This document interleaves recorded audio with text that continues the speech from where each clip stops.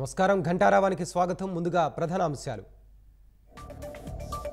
ప్రధానితో గంట పాటు సాగిన సీఎం చంద్రబాబు సమావేశం. పోలవరం ప్రాజెక్టుతో పాటు ఇతర నిధుల అంశాలపై చర్చ.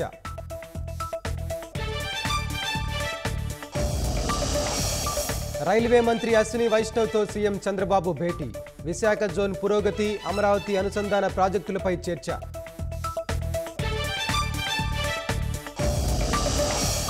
2026 నాటికి మావోయిస్టు రహిత దేశంగా భారత్. తుదముట్టించేందుకు రాష్ట్రాలు సహకరించాలన్న అమిత్ షా.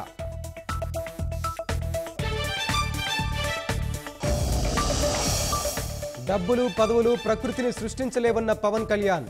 పర్యావరణాన్ని రక్షించి జీవ వైవిధ్యాన్ని కాపాడదామని పిలుపు.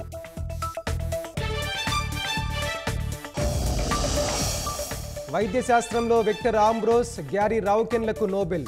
మైక్రో ఆర్ఎన్ఏ ఆవిష్కరణకు పురస్కారం.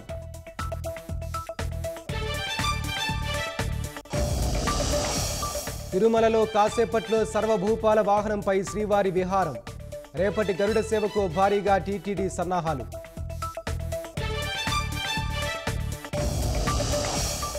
రాష్ట్ర వ్యాప్తంగా 5వ రోజు సందడిగా శరన్నవరాత్రి ఉత్సవాలు. మహాచండీ అలంకారంలో భక్తులకు దుర్గమ్మ అభయ ప్రదానం.